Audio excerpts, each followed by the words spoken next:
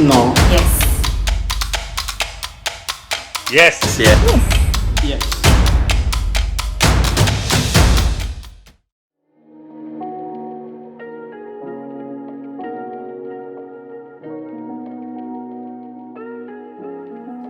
Do you want to retire early? Do you think that saving can lead you to financial freedom? If you have this mindset, are you sure? COVID-19 has changed everything.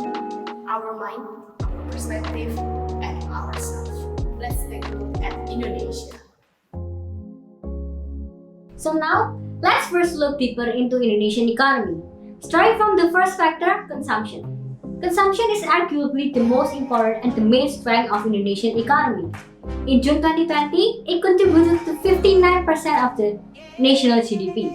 However, last year, ButterNubs statistics report that household consumption expenditure growth rates in Indonesia are showing a declining trend. In April, Bank Indonesia reported that Indonesia's Consumer Confidence Index, or IKK, declined to its lowest level in 12 years. In the first quarter of 2020, consumption expenditure grew by just 2.84% year-on-year, a drastic drop from 5% growth in the previous year. Not to mention, this decline in consumption also brings alarming impacts on Indonesian retail sales. In the second quarter of 2020, retail sales experienced a deeper sales contraction compared with the condition in the first 3 months of the year. The real sales index in the second quarter stood at -18%, declining significantly from -2% in the first quarter. The decline primarily affected the clothing industry at -73% compared with -42.8%. The significant sales decline recorded in the second quarter of 2020 was attributable to the COVID-19 pandemic that spread to Indonesia, forcing the government to introduce social restrictions or PSBB on 7 April 2020, which also limit public activity, including retail. Worst comes to the worst, Indonesia's economic recovery in 2021 may not be at full power if the COVID-19 continue to dampen domestic consumption and investment, said Sri Mulyani, Indonesia's finance minister. As mentioned that consumption is decreasing, now let's talk about the second factor, which is the increase in saving in Indonesia. Indonesians are becoming increasingly cautious about spending and they prioritize saving. This occurred amidst the high levels of uncertainty in the overall economy. According to Bank Indonesia's data, the outstanding of Indonesians' private deposits of commercial and rural banks in both rupiah and foreign currency in total are increasing, amounted to 6,058 trillion in July 2020, which is increased by amount 7.7% from July 2019. It supports the fact the shift in people's perspective of saving from unnecessary to priority. Excess saving can be economically problematic. If savings increase, then accurate supply exceeds accurate demand. And if it persists, it might have negative consequences for long-term economics. People often have a misperception that saving is better than spending. It can be shown from the tendency of Indonesians to keep saving money for their future needs. The higher someone's economic status, the more money he or she can set aside as savings. And according to the Jakarta Post, the ultra-rich in Indonesia are able and likely to boost their savings in bank due to the economic uncertainty. As a result of the shifted mindset, not only the ultra-rich people, but also the middle class, which accounted for 52 million or 20% of the Indonesian's population, are attracted to save money in the banks. This situation will have an impact on the increasing number of people saving money in Indonesia. In addition, COVID-19 is also one of the triggers for a rise in saving rate even though the bank had cut the interest rate. COVID-19 is leading people to be cautious about spending and prefer to save as they prepare for the possibility that the pandemic will have a long-term impact of their finances. May have opted to allocate more money for emergency funds because people don't know what the future holds. In general, the people's faith is still high in entrusting their funds to be kept within the national banking industry, thus rising up the tendency to save more. Okay, we have seen the two important factors in the economy, which are consumption and saving. Now, what if the saving is allocated for investment, especially in the stock market? This action can be very dangerous, leading to a less spending in the economy. Stock market investment is currently on a rise as Indonesia financial literacy is improving. The Indonesian population still suffer from low financial literacy and there are still many rooms to grow. A 2019 survey by the Financial Service Authority found that Indonesia scored 38% on the Financial Literacy Index, up from 30% in 2016. Moreover, when it comes to investment, millennials allocate only a mere 10% of their income, according to the Indonesian Fintech Association. This is a problem of paradigm. They have income, but 90% of it is not yet allocated for investment. According to UOB Bank Indonesia, millennials spend 50% of their income on a so-called 4S lifestyle, which stands for sugar, skin, sun, and screen.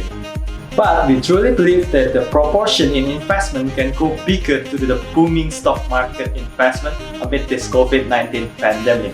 Not deterred by the pandemic-induced market volatility, the number of retail investors in Indonesia's stock market continue to rise, with new investors aiming to reap future profits from today's low base. The rise of retail investors has been marked by a deluge of financial planning content shared over social media, increased demand for investment, coaching events, and brokerage firms setting their sights on youngsters. The number of retail investors in the country had risen to 1.2 million as of June 2020, an increase of around 12% from December last year, according to the data from Indonesian Central Securities Depository. About 40% of those investors are aged between 18 and 30, which has been the fastest growing investor segment in the past couple of years. Saving, consumption, and investment. These three are the indicators of FIRE. FIRE stands for Financial Independence, Retire Early. The goal is to save and invest very aggressively, somewhere between 50 until 75% of your income, so you can retire sometime in your 30s or 40s. As the name suggests, FIRE can burn everything, including your life. This movement became particularly popular among millennials in the 2010s, gaining traction through online communities via information shared in blogs, podcasts, and online discussion forums. During this COVID-19 pandemic, the current condition in Indonesia is almost the same as the FIRE condition in the US. People tend to save and invest their money. For example, nowadays youngsters are starting to use their money to play stocks. And due to the pandemic and the social distancing regulation, the market becomes sluggish as there is a decrease in consumption. All of this may impact the Indonesian economy and will make Indonesia fall into the brink of recession. Recession is a significant decline in economic activity that lasts for months or even years. Experts declare a recession when a nation's economy experiences negative gross domestic product or GDP, rising levels of unemployment, falling retail sales, and contracting measures of income and manufacturing for an extended period of time. There are many situations that cause recessions, such as inflation, deflation, asset bubbles, and a sudden economic shock. In the case of FIRE, we think that this program will lead the country to the deflation. Deflation is when prices decline over time, which causes wages to contract, which further depresses prices. If the inflation can create a recession, in deflation it can be even worse. Why this FIRE movement can lead the country to the recessions? Since it is the FIRE movement caused less consumption and impacted the investment. This FIRE movement is an emerging issue that we should be aware of because it's not only followed by an individual but by individuals. FIRE followers will have small consumption as much as they can. In economy, we understand that the function of consumption is C equals A plus MV. But because of FIRE, the consumption will be less and might be stagnant because people want to save more and more. And of course, it will affect the aggregate demand. Aggregate demand involves of consumption, investment, government expenditure, and export-import. But as consumption will be much less than before, the aggregate demand will also be much less. Therefore, the new equilibrium will indicate the recession. We have understood that less consumption and more saving. Where the money go? People save it to the bank. The imbalances of consumption and saving create less money liquidity.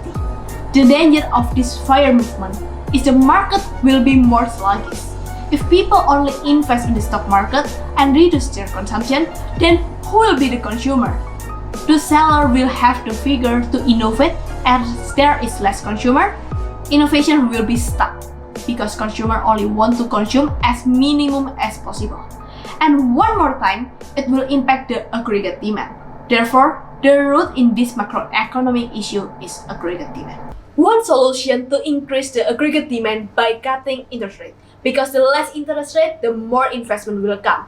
But will it apply in the FIRE market if there is no intention for innovation? And until when the central bank is going to cut the interest rate at this point, the market will not be strong and impact the business. Businesses need to cut the cost to survive, and it impacts the wages. People who at first want to use all their wages for saving now have less money to save because of what they have done. It's a vicious cycle of the imbalances.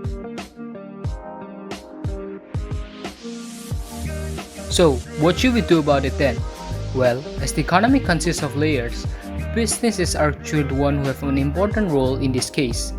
As mentioned by the millionaire Mark Cuban, or as we know as the judge from Shark Tanks, stated that how companies treat workers, especially during such an event of pandemic, could define their brand for decades. An excellent quote from Harvard Business Review literature also stated that companies need to think how much value to instill in the workers instead of how much value to extract from the workers. Well, take a look at the example of the most innovative companies in the world, such as Apple, Amazon, Alphabet, Samsung, and more. What do they have in common?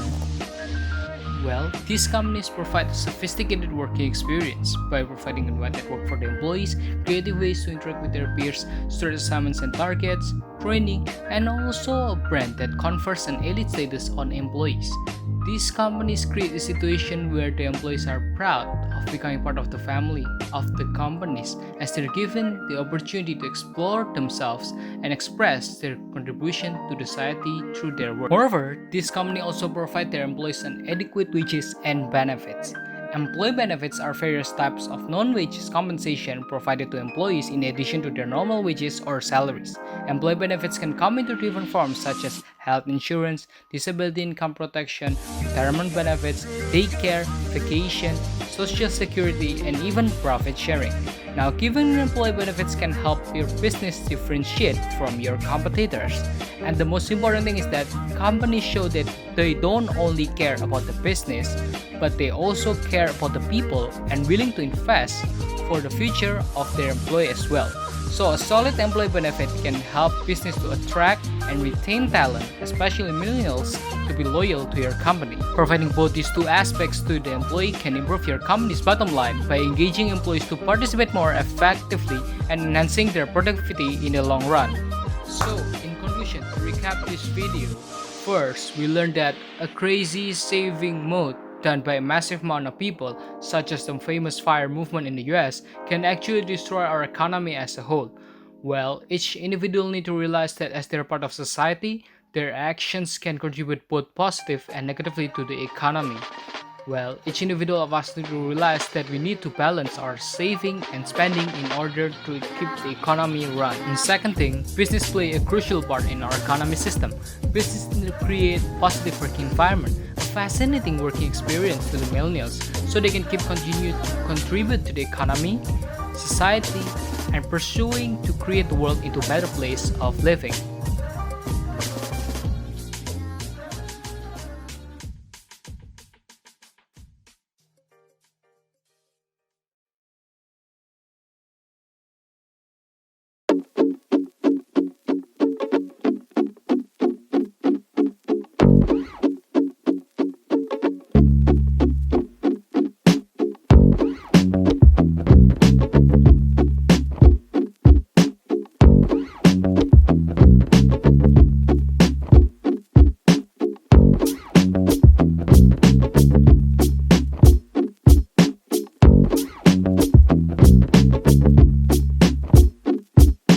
NSIGHT led by Insight. We are students from International Business Management, Petra Christian University, Surabaya. Thank you for watching our video, and we hope we can help your business to enhance. If you enjoyed this video, please don't forget to comment, like, and subscribe.